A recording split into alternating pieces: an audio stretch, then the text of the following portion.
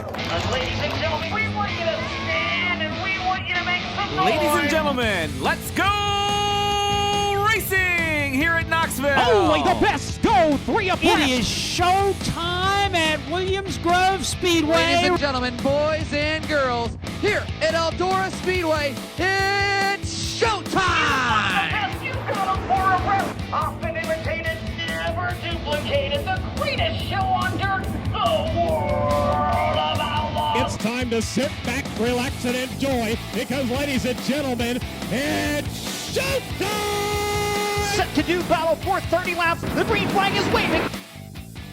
Hello again. It is Wing Nation presented by Sage Fruit. Talking sprint car racing, our favorite time of the week. So glad you joined us. Erin, Evernham, and Steve Post here. And always one of our favorite shows. We're going to sit down with World of Outlaws CEO Brian Carter. Always fun. You're going to get your stats fixed. I know. I can't wait. He has like graphs and charts and all the engineering nerd stuff. The engineering nerd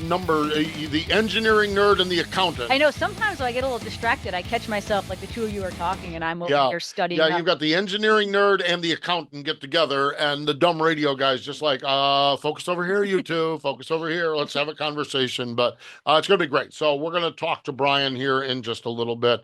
Erin, we kind of ran through earlier this week. It was great catching up with David Gravel. We ran through the results and everything. We'll start with hot topics. I got thinking about this Sunday night, okay? And Joey Logano won the Cup Series championship. Yep. And he mentioned Silver City Quarter Midget Track, Meriden, Connecticut. Joey Logano, 24 NASCAR Cup Series champ, a graduate. Yep. David Gravel, 2024 World of Outlaw NOS Energy Drink Sprint Car champ, a graduate. Justin Bonsignor, NASCAR Wheel and Modified champ. Erin Evernham, graduate from Silver City Quarter Midget Not Track. quite the same stats, but No, but still. But you had Ryan Priest, Doug Kobe, other former champions that are also from Silver City. Yeah. Pretty cool little stat and pretty cool little space, isn't it? It is. I mean, certainly for me, it's, where I spent most of my childhood Saturday evenings with my dad and my brothers. So, yeah, it's really neat that it's produced so many world-class drivers. Really has. And I want to take this conversation to a little bit further ranks because, as you know, and I've talked about here, I do the kids program out at Millbridge. I also do the summer shootout at Charlotte Motor Speedway. Just kids programs. It's fascinating that kids programs, quarter midgets have been around forever, but there's so much variety. Their programs are growing. Quarter midget programs are growing.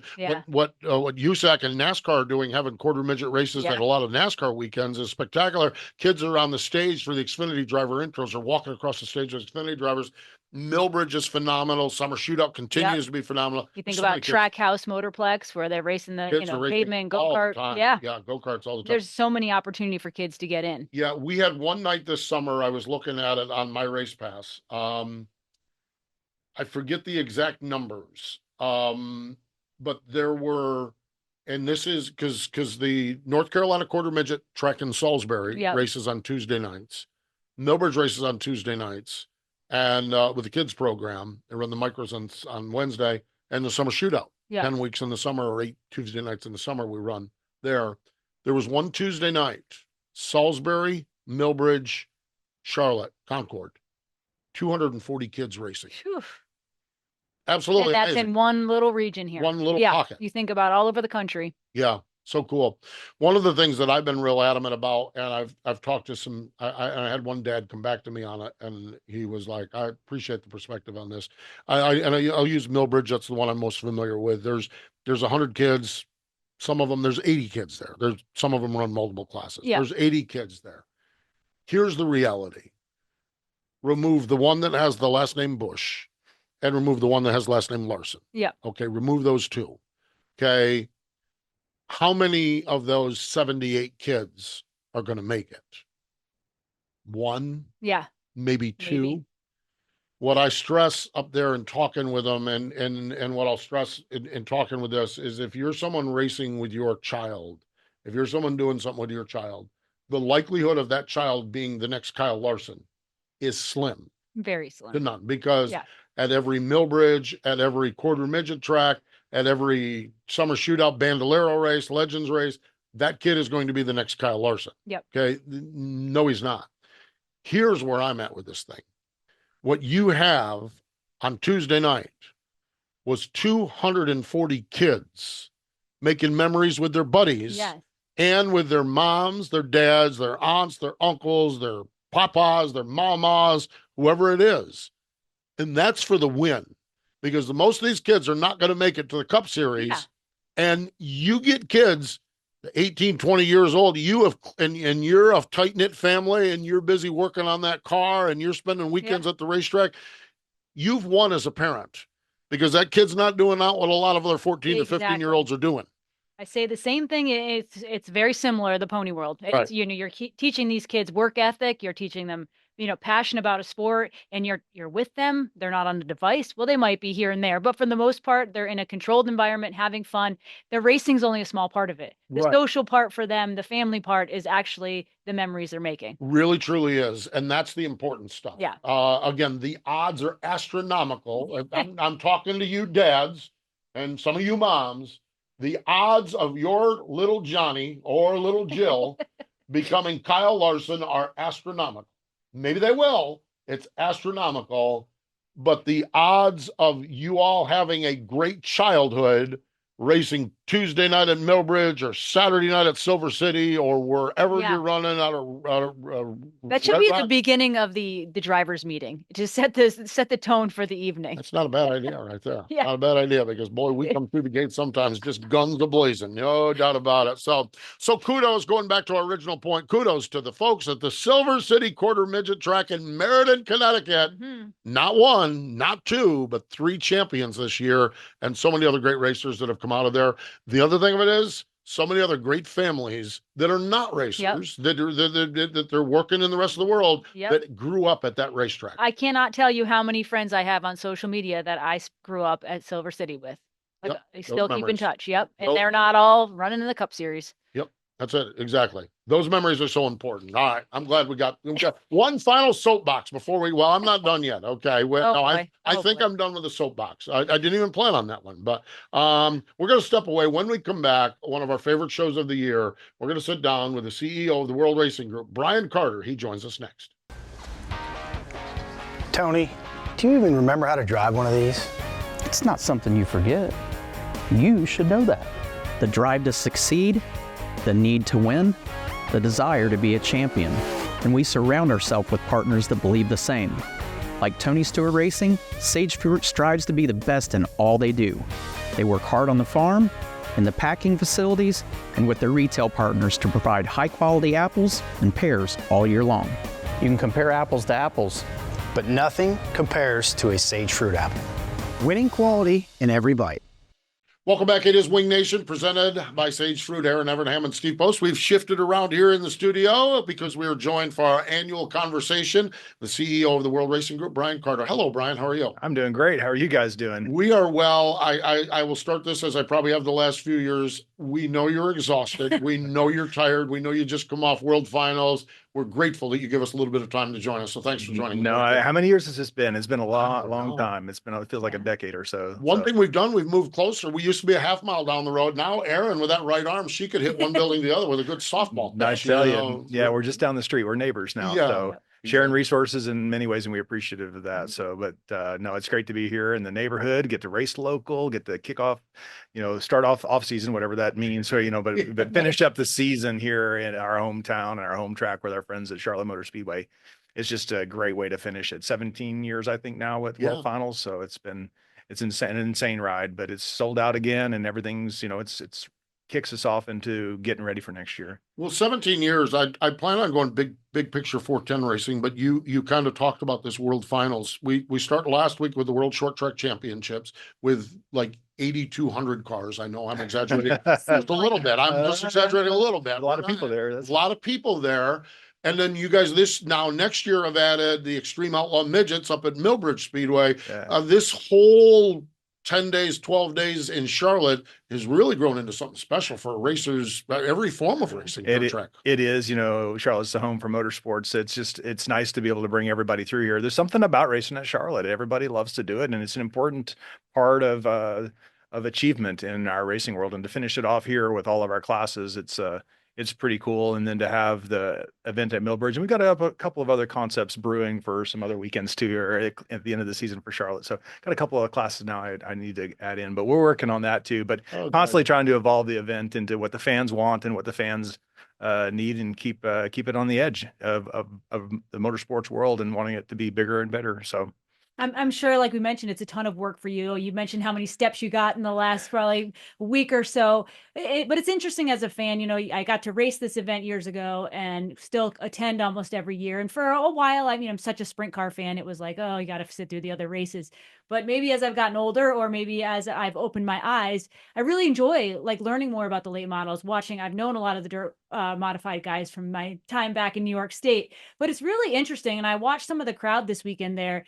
I was sitting next to a bunch of late model people, and they were really into the sprint car races, and they started asking me questions, and I love that. I feel like probably what the whole point of this is, but it's growing dirt motorsports in general. That's right. It was all about crossing over the race fans, bringing us all together as one big community. And whether that's your discipline is late models or sprint cars or modifieds, you know, the migration of the crowd during the event, in and out, you can go and, you know, you can watch a race, you can skip a race, but the fans are crossed over now. They know they're modified guys. And with Ricky Thornton Jr. getting in a sprint car, and we've had plenty of sprint cars crossing over into late models, it just brings a different flavor, different color, and the fans are crossing over. I want the big blocks on the big stage. I want the late model and sprint car fans crossing over, because we do that at a lot of tracks throughout the year. We rely on a late model track to have a sprint car race, and the better that we can continue to cross these fans over, the better it is. And it gives people a chance, if they don't want to watch one late model heat race, they're not going to miss the whole thing. And they can come and go, get a beer, go have go see the pit area for a different piece. It's just a nice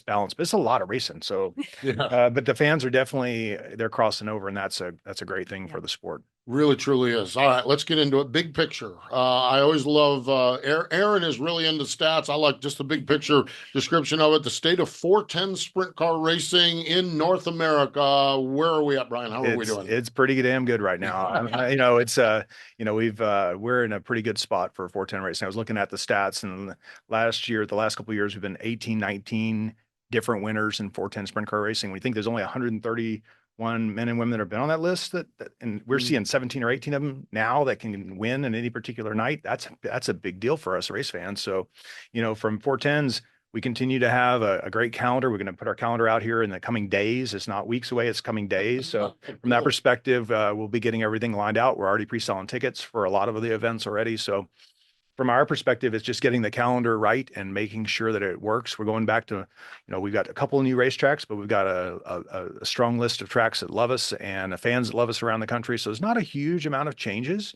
You know, we got a couple of things I'm working in. Carlton's actually don't think I'm doing this. Carlton's putting this together for sprint cars, and he's got some good stuff coming for a couple of new tracks and a couple of tracks we haven't been to in a while. That it's going to be pretty exciting. So it's good. But I think it's all about awareness, and you got to continue to push on this to make it. And I'm not the only one doing it now. So, you know, so it helps to grow it, and I want it to succeed. So how do we continue to carve our spot out and continue to lead in 410s? So that's my job.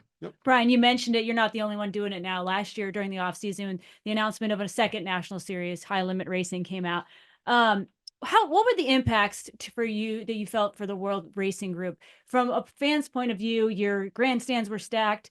They were packed every weekend. Your racing was amazing. I mean, the product for the World Racing Group certainly didn't seem to get affected. Right. No, the key for us is to make sure that it's still the best thing for the whole sport in its entirety. We're going to carve our piece out and just make sure that we're not in a marketplace too many times. And we saw a little bit of that in California. We were there a bunch right after they were there, and we were in one market. So you've got to be really careful in how much you're using up a marketplace.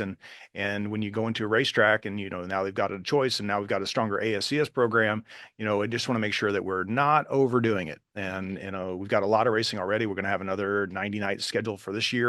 So there's a lot of racing, and I just want to make sure that that balance works. and that the fans are not confused about who they're going to see and what they're going to see. And the World of Outlaws brand surely helps that for us. And we had great attendance, record crowds in a lot of places, and standing room only to finish out the season. So I'm excited about that, but it's mainly just continuing to press on an awareness campaign and a referral program. Bring your friends to the racetrack. Bring a friend to the racetrack. That's the most important piece. Let's bring some people to the racetrack and show them how special we have this racing going right now. Yeah, if the folks watching or listening to Wing Nation, that's been my soapbox all year long, and I do it across all platforms. I do it on our NASCAR stuff. Go to a racetrack, and obviously we love our sprint cars, but wherever you're at, go to a racetrack, because you guys have integrated the screens. You've integrated so much into it. So the racetrack experience and even your midway area, the racetrack experience, you guys just continue to dive deeper into that experience. Yeah, that's critical. We've talked about it before. I don't want the fans at home to get a better experience than the fans at the track. And we all know that feeling these cars go by, literally feeling them go by you, you can't really replace that. But you've got to get the people out there, and you've got to get that and make sure that they can hear and see all the stories that are happening at the track. So someday we're going to have that where we're all going to have it on our phone, and we're going to be able to watch, and the video board may be less relevant. But right now, the video board's important to telling the story. The people that are on the ground in the midway helping tell the story, creating that community. Those are the pieces where I want the fans to know they're part of something special when they come out to the track with us. When you talk about the product, I mean, the racing was fantastic this year. And with the addition of a second series, you lost the past champion, you lost some other drivers. I still was blown away with the level of competition the World Racing Group World of Outlaws had this year. Would you agree with that? Oh yeah, no, it's I said we have 17 different winners this year in 66 races, and Mother Nature got her fair share too. So when you got to schedule a bunch and you're trying to race in places where maybe the weather just may not play nice with us, but yeah, no, the racing is spectacular. We're seeing, we're constant. I'd say we're changing of the guard. It was easy to see the changing of the guard with Steve when Steve retired, and Donnie kidded at the banquet about being the old man in the pit area. Well, he's the old man in the pit area, so am I now. So it's like, but it's like this continued evolution of racing, and the youngsters in this racing, they're spectacular. They're something to watch, and they've got a great level of excitement, but maturity driving too. There's going to be a few handfuls of nights where things get a little out of hand, but it's exciting. I don't have to do a thing. I get to set the stage and stand back and watch. And it's a great time to be a sprint car fan right now with all the young talent all across the country. I was in preparing for this week's show. I was looking around, and the one that still stands out to me, as much as we talk about the kids and we talk about new things and everything like that, TJ Stutz winning at Williams Grove, to me, is maybe the highlight of the year. And there's still these core principles, posse versus outlaw, that we have all these new tracks and all these shiny things, but there's still also that the World of Outlaws serves as well. Yeah, no, that was a great first time win. That was a wonderful, I mean, the place lit up. It was absolutely extraordinary. So, but that can happen any given night. Right. And that's what I it's our job to make sure that the rules package and the procedures and all that stuff, really promote that happening. I'm not looking to manufacture anything. I'm not looking to create some version of. I want, in the last 5-6 years, we've had less than 100 points between our champion and second place. Now, I don't, points racing is one thing, and the champions, but that didn't happen 6 times in the previous 40 years. Yeah, you're right. So it's like, so when you think about what we're doing here, and it's not happened this year, it's happened over time. The parity, any car can win, every lap matters on the racetrack. With you moving forward in your heat race, you get to move forward in the feature, you qualify good, you're racing for first and second to get in the dash. And it's exciting. And for me to see that the list of guys that are winning, the list of guys that are on the podiums, I'm very pleased with how that's working right now. You mentioned the champion. I want to talk a little bit about David Gravel. I mean, he's been a longtime competitor, came down to the last weekend, but he's a family friend, so I'm speaking a little bit biased, but what a great representative of the World of Outlaws, your 2024 champion. Yeah, no, the young family story, David Benning, so many times at third place, so many times at second place, getting his championship, and he's going to be a great champion. He's got his family's, they're just so easy to talk with in the midway. But that's really what we've been representing the entire time. It was always either Dana and Amy, and you've got Diane, and you had Mandy, and you had Lori. I mean, you had all of these but the family part of this is the big part of the story. I mean, we're going up and down the road 90 nights. We're yelling at each other one night. We're having a beer the next. I mean, it's like, but that's kind of part of the excitement and the energy going up and down the road. And that David's going to be a great champion. He has raced his tail off. He's got a great, what I see around that is a great team of people, with Cody and of course Todd leading the charge at Big Game. It's like there's so many pieces there that it takes to get to be a champion. And I see 3 or 4 teams that are right there with them. And that's the piece that's interesting. So David's going to have the target on his back for the first time, and it's going to be another exciting year next year. But I can't wait to see them as the champion and enjoying that. They've earned that. It has been hard fought, and right to the last weekend, Carson was, and Donnie was in there fighting with him too. So it's an exciting time. But I'm excited for Todd getting over his 100 win, Gravel getting his 100 win. It's not that far to get to 4th on the list of all-time wins for David from here. So I hope that I love the disparity in the number of wins. You've got lots of different winners. There's lots of kids, lots of guys that I call them kids because they kind of they feel like kids. I'll call Donnie a kid too. Well, but because I consider myself still to be a kid, I'm still fortunate enough to get to do this. But it's an exciting time. Yeah, really, truly is. One of the things that you are so adamant about is the big events. And even I think Knoxville, Eldora, even National Open kind of speak for themselves, but that next tier of events, how did they evolve? What stands out to you this year? And if you do want to go to the big 3, that's fine, but what stands out to you as far as big events and continuing to grow some of these things? No, it's the destination. Again, we want the race fans to feel like they're part of something bigger than life, right? Or escape from whatever they're trying to escape from, to come out to the racetrack and hang out with us and have a good time. Obviously, Houston has stepped up the huge program there. We had Mother Nature really didn't like us there, and it was bad. So I prayed for all the race fans that got caught in that flow. It was bad. So we're going to reset it, go again. Todd and I both have a lot of confidence in how big that event can be and how big it is already, but really kind of the future of what that event looks like. That's exciting, but Knoxville, Eldora, Williams Grove, you've got Houston's in there. We're building the events at World Finals. We're bookending it with a bigger event at Volusia, and it's just continuing to press forward on that. We lost a couple of big events on the West Coast. I'm not really excited about that, but we're going to rebuild them with the replacement event on Labor Day with Houston's. We've got some big things planned for. Continue to grow the Ironman. I like the Ironman from just leading into but our partnerships with Williams Grove and Eldora and Knoxville are long lasting. And then Houston's we've got some really big plans on how to grow that event. And I'm really excited about all those pieces. It's like I've got 90 races. They're all big. It's the biggest night of the race of the year for all of our racetracks. And I love that part of it. And you talk about those big events, but also the big money on the line with all of those races. I think it's great for the racers, for the fans. I want to talk about the corporate involvement. They're just even at Charlotte this weekend. Ray hadn't been in a few years, and he was like, "Wow, look at those chalets." There was so much more activation and corporate involvement. What has that been like for you guys? Obviously, with the attendance and the numbers you're getting, those things have to be on the up. They are, and the sponsorship world is changing. The needs of a motorsport sponsor has changed. It's much more of a marketing partner. The look to reach, our engagement isn't just on the car or at the track anymore.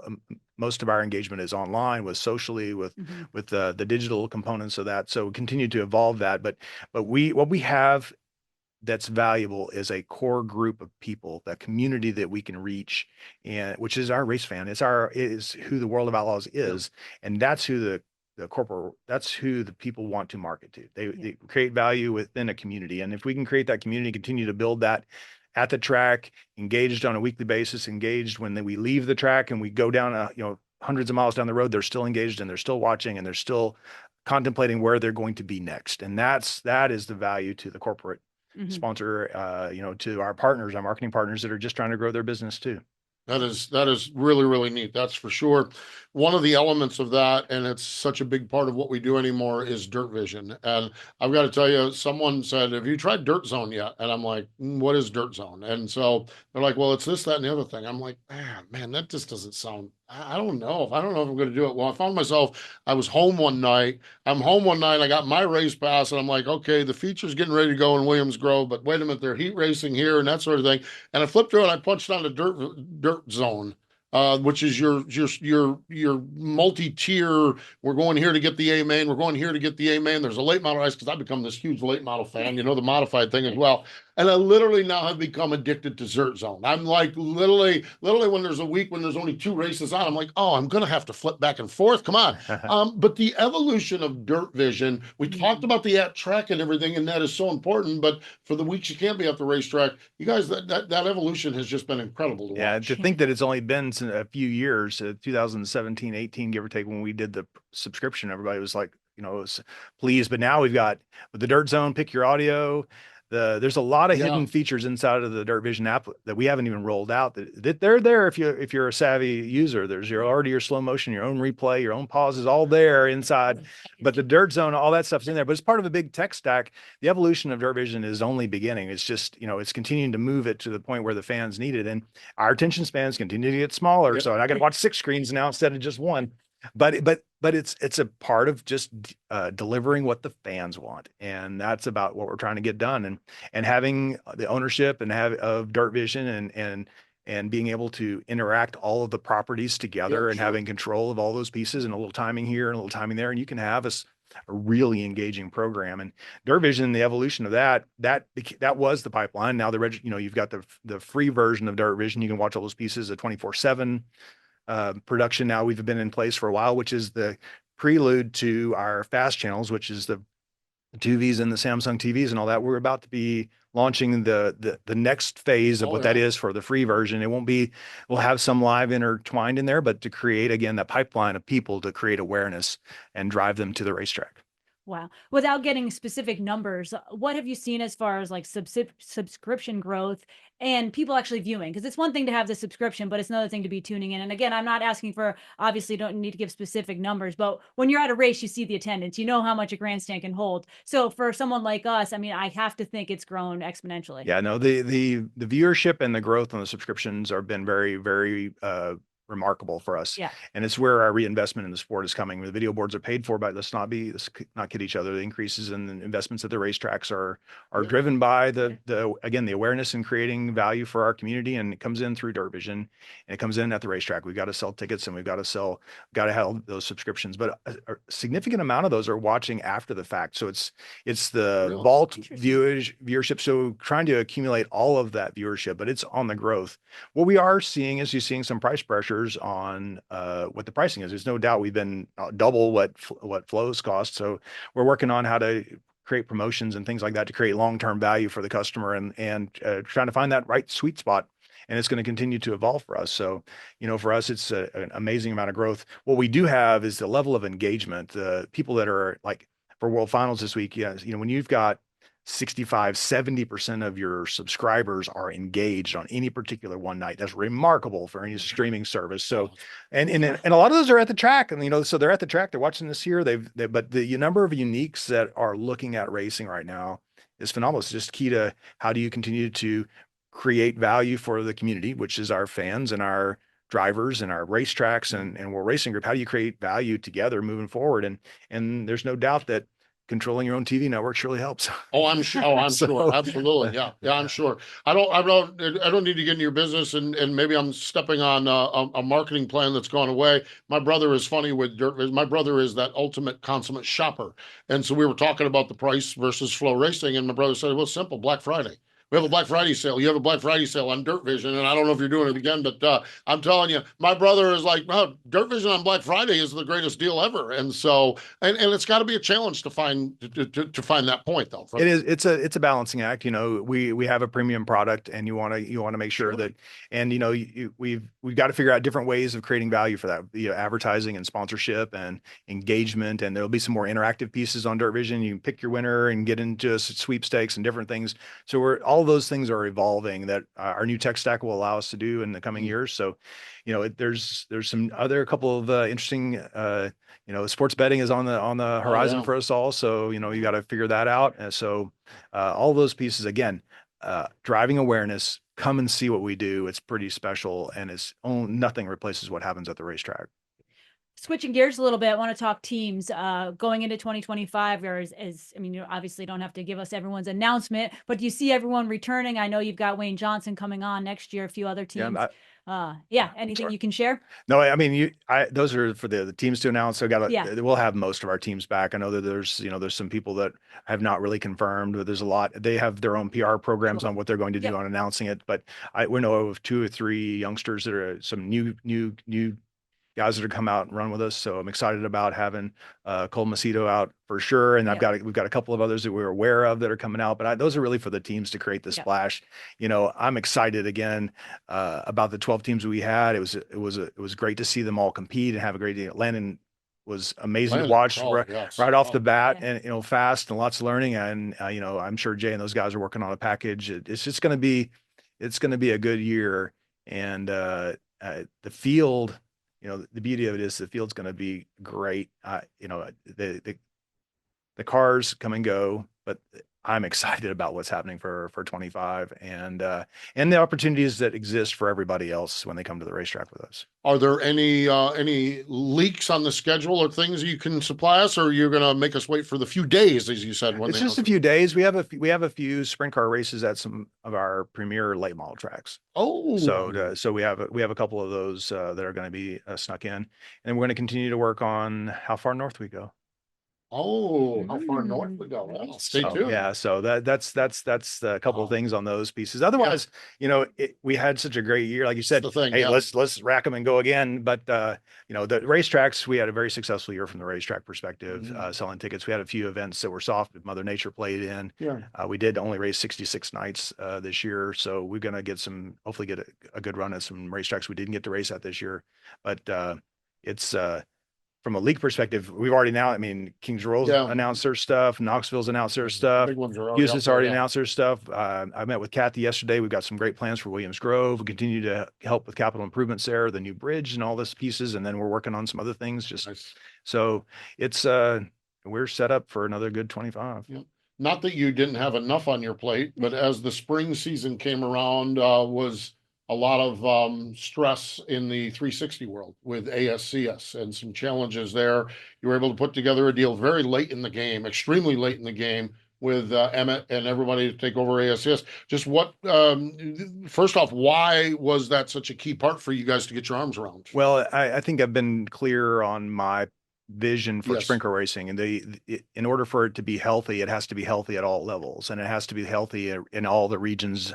And this was a component of it that has been there for a long time, that had a huge legacy, a great name. And I was really fearful that if something failed there, that it would really hurt sprint car racing, and particularly the pipeline of drivers as it came through. So obviously we created pipelines through the extreme pieces, and there's been the natural pipeline with the ASCS, but as it began to struggle, it began to affect us. So, and there's a real desire for racing, sprint car racing, that can't afford $100,000 sprint car show. So, when all that came about, I got the phone call and kind of figured out how much it needed our help, and we put together a package, and we went down there, and in a matter of a very short period of time, Lonnie and Cody and the guys just put together an amazing schedule, and we made a pretty significant investment in sprint car racing through ASCS this year. So I'm really excited about what the future holds for that. I'm getting ready to I'm going to go down to Tulsa for the end of the season, celebrate there, and again, it's how you got to pull the community together, and that was a spot where it needed a little bit of help, and I think we can not only help it from a financial stability perspective, but from a promotion and marketing perspective, help raise the awareness of some pretty cool racing that's happening on a regular basis, regionally and nationally, that is really important to the long-term viability of the sport. Brian, you've always talked about the ecosystem of sprint car racing and how important it is to have the 360 National Series, but also those regional series. And you talk about when you take the World of Outlaws around the country, you need cars to come to those races. Talk about that importance of each region having, their own sustainability. Well, it's not just the cars, but the regions have to have their sustainability. But we're really helping train the racetracks. Yeah. So we have a program for the racetracks, and you can't just pull together 25 push trucks like we do here at Charlotte. So we really are providing the racetrack with some structure and and the ability to have a $25,000 sprint car show, and then to introduce our version of rules and our versions of enforcing those rules, which kind of faltered a little bit on the 360 side recently. So enforcing the rules, enforcing the procedures, bringing professionalism, those things that series had for the longest time and really needs in order to be successful. We're really training racetracks too. So we're going to be working with some regional programs in Texas and Oklahoma, and just continue to build them. And the better they get at running a sprint car race, the better our show will be when we bring the World of Outlaws through. So I'm hoping that over the course of a few years here, we'll have a little bit expanded version of where we can go race in those regions and have some big national touring series shows. Neat stuff. That is for sure. What is the the ASCS 2025 schedule? You've got a far better head start than you did last year with it. How is that schedule piecing together and coming together for you guys? Yeah, those guys they didn't get much of a run and start at this past year. So I'm really excited about it. I'm going to go through we should be getting really close on that. Okay, cool. Meeting with the promoters, going to celebrate the end of the season. Like I said, I'm going to Tulsa for the racing. I'm going to go to the banquet. It's going to be a lot of fun. So I haven't seen the finalized version of that, but it's going to integrate really well with when we're racing through Texas and when we're racing through Oklahoma, and when and again, it's going to provide a really cost-effective sprint car show to a lot of racetracks with some confidence so they can build. It wasn't just us that was getting a slow start into last year. Everybody promoting the shows got a late start, all the racetracks, all the drivers. What are we building? What car are we building? Nobody You knew, know, yeah. so I'm hoping that stability, eliminating uncertainty, then provides us that big of a running start for all of us, not just World Racing Group and ASCS, but the teams, the racetracks, and the fans can get an idea about, hey, we're going to watch sprint car racing every Friday night here. Yeah, So that is good stuff. That really truly is. Final sprint car question, I think that I have anyhow, and probably jumping back more to the 410s in the World of Outlaws. Any significant rule changes, tweaks, or anything, format changes? Where are you at with that? yeah, we're not making too many rule changes. I already got all those. I made sure those were finalized because we already talked about this in August. So, we're not we're not going to allow the upturned exhaust. We've had plenty of problems with that in the past. They kind of eliminated itself. We're not allowing some of the stuff that's leaking in, but we're not going to do, we're keeping the wicker bill the same at 1 inch. We're not adding bleeders, more electronics on these cars. We're not adding the inflator bleeders. We're not adding a shock adjuster. We went through that already. Maybe these kids weren't old enough to remember that, but we're not putting shock adjusters in the cars. We're making some safety adjustments. We got actually have a really cool SFI. I know if you can say that, the SF, we've got some new certifications on our bladders coming out, so we can eliminate some of those things. We're eliminating some, all of our stuff is about safety and then consistency. The strength of 410 racing right now has been the rules package hasn't changed a lot. You're right. So, that's been a core strength of where I think 410 racing is growing. But, there's not a lot of procedures changing. We had a couple of anomalies with some things that are just going to tighten up with a backup car coming down to change stuff, change the draw sequence. There's just stuff like that, Subtle but things like just that. subtle things. But no, from the rules package on the cars, we're not going to allow the shock adjusters. We're not going to allow the inflator bleeders. You can paint a story one way or the other with that one, whether it's safety or what have you, but I can see it going the other direction too. So we're not going to allow that. I mean, if my car, if it's cut and it's going down, I want it to go down on a yellow flag, not on a green flag. I mean, if it's going to, I don't want it exploding. Again, you can paint that whatever way you want, but, Sure, yeah. but, we're not going to, we talked about that in August. We're not going to allow that. And, we're going to, again, steady ahead. Yeah, no doubt. For sure. Well, I know this is a sprint car show, but is there anything significant going on with the late models, the super dirt cars, midgets? I mean, you guys have plenty of other things under your hat. We just like to talk sprint cars. Yeah, no, it's already announced our late model calendar, which is earlier than ever. So we got some more 6-digit races for those guys to win. So Cedar Lake stepped up to the plate there. We got continued growth, with Fairbury doing their 50 and their 50 for the lap money. So we just continue to move that forward too. So we've got the calendars out for the late models. The sprint cars will be out here in days. It's not going to be that much longer, and that should be earlier than we have It's been. earlier, yeah. So everybody's wanting that in advance. So the better we can do, the better. Super Dirt week was spectacular Oh my again. gosh. So we had another great week at Oswego, racing at night. So we're going to continue to move that. That was emotional. The big Sunday show was a big deal emotionally for the fan base. And I think we were able to make that transition successfully. So we'll work on qualifying. We'll do some other things with the Super Dirt Car Series, continue to evolve those pieces too. We're not going to be standing still on any of it. So I'm pretty excited about that. You mentioned already the midgets are going to be part of World Finals Week here at Millbridge. So get some more exposure for them. Hopefully the fans will hang out. I'm working on a couple of other concepts with Charlotte. Hopefully we can get some of that done on bringing in, maybe there's another weekend here somewhere. I don't know. But it's busy. Yeah. It's Yeah. busy. It's busy. I feel like we have still a lot more questions, but we're go. Yeah. You know? Super Dirt Week. I am telling you, it's one of those things where a lot of times I never got to watch it because it was Sunday afternoon. I was busy on Sunday afternoon. I watched the Saturday night, a good portion of the race up there. You guys have really, your crew up there has really figured this putting dirt down on Oswego pretty well. That racetrack, and I literally am a week or two behind on my area auto racing news. I just literally on the plane coming back from Phoenix yesterday, read all of the recaps and just driver after driver after driver saying, man, this track raced so good. You guys really have that figured out. Yeah, no, I have a great group of people up there that are helping us, not only the World Racing Group staff with our partnership with John White and the guys at Brewerton and Fulton. They've really helped us nail that down. We know what we need to do. Everybody wants the same thing. Sure. And that we have great clay and it races damn good at night. And we kind of figured that out along the way. And the daytime racing is hard, but the people, unfortunately, that got to watch that from a distance didn't get to see how spectacular the racing was through the field. And so I'm watching guys, and if Jimmy hadn't shown him his nose coming off a two, he might not. But he's like, you better not show him until you're ready to pass him. And that was. But I'm watching, guys go to the back and come back to the front. That 5th through 10th was racing side by side for 200 laps. So that was pretty amazing. And but Super Dirt Week, but heck, it's only a 70-something days, so we go racing in Florida. I mean, so it's like, so we're going, we're at Sunshine Nationals, we're at the 360s the weekend before, we're running the 360s the first weekend of Daytona, the Rolex Daytona. We're going right into sprint cars and right into late models. So it's like, take a couple weeks off and go to Bike Week and enjoy that crowd and then go again. It's like nonstop.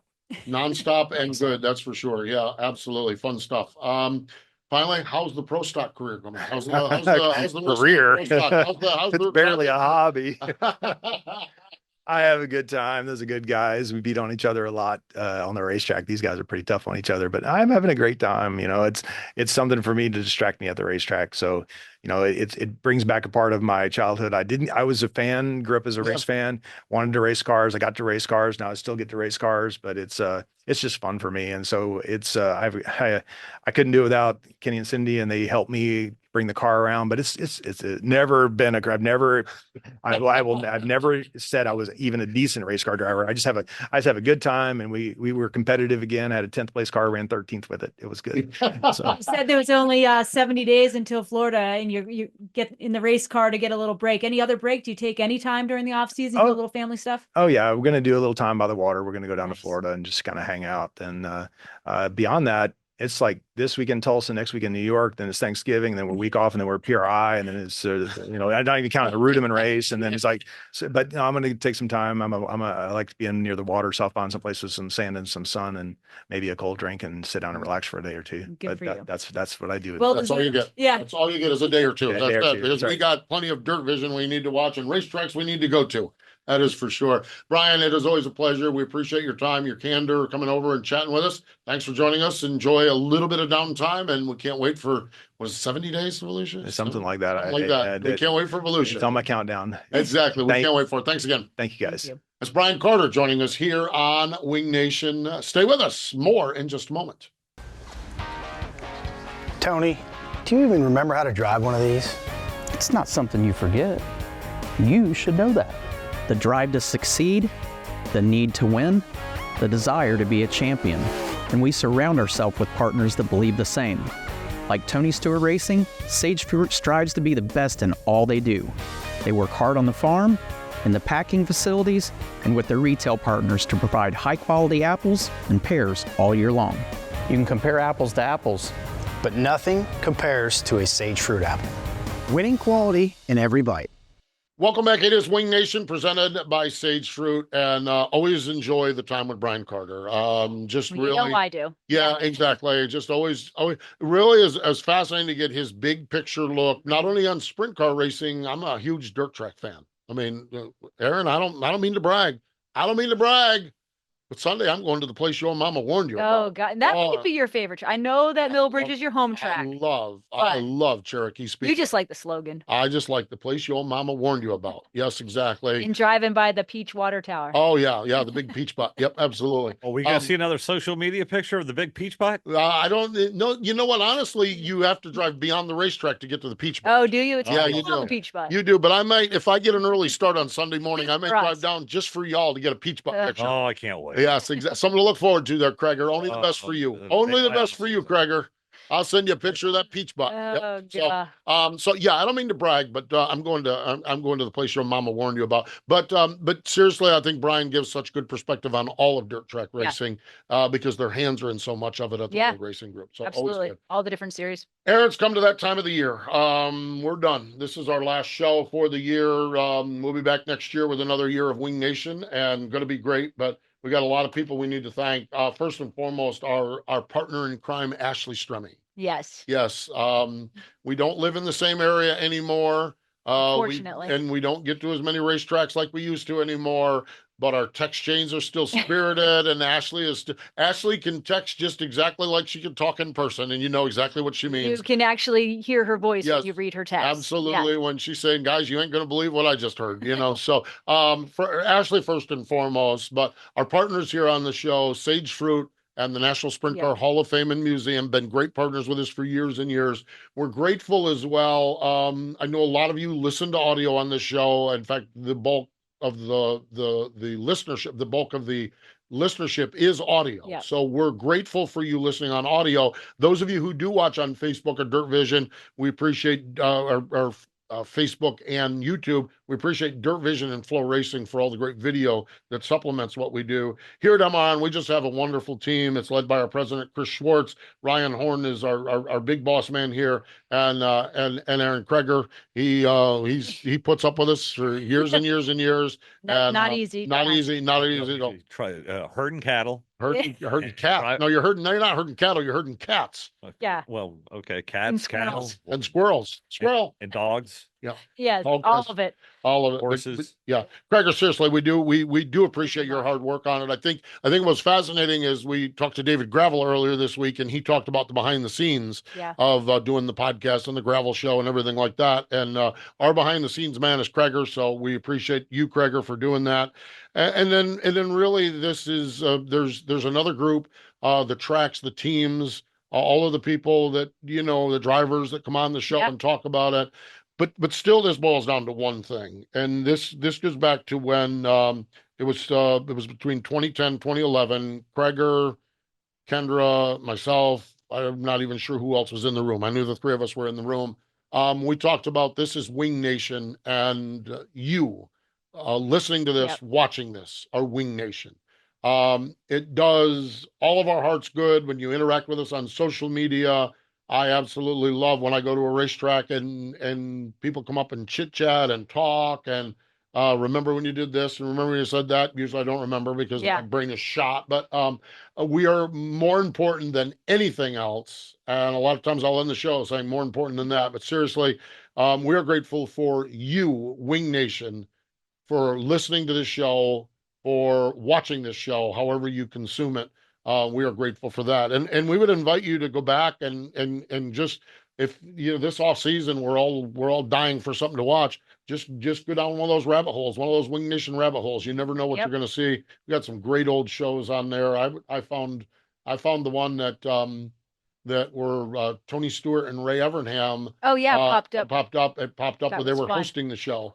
With who thought that was a good idea? Oh gosh, yeah, I know exactly. That was out of control. But Bobby Allen was the best. When Bobby called out Ray was the that best. Was good. Yeah, that was one of my other favorite shows was Knoxville when we had Ray and Jeff up there with us, and I think they had enjoyed a few beverages beforehand. Or Paul McMahon, he always came to the stage on Thursday night with a few. With a few, you have to have the Mexican restaurant. So we're good grateful, and it is, and it's just really cool. So you can go back on YouTube or back and find all of these shows and check them out. And yes, it is the one acceptable rabbit hole to go down. Wing Nation shows. Do that. So really fun stuff. And throughout the off season, you can follow us on Twitter, on Facebook. We have a group or a page on there. And then again, all of these shows are on YouTube. And again, if you like something and you're sitting there in the middle of the December and you watch this interview, get on your social media channel and say, hey, I just saw this on Wing Nation. The way this world works now is you, Wing Nation, you drive this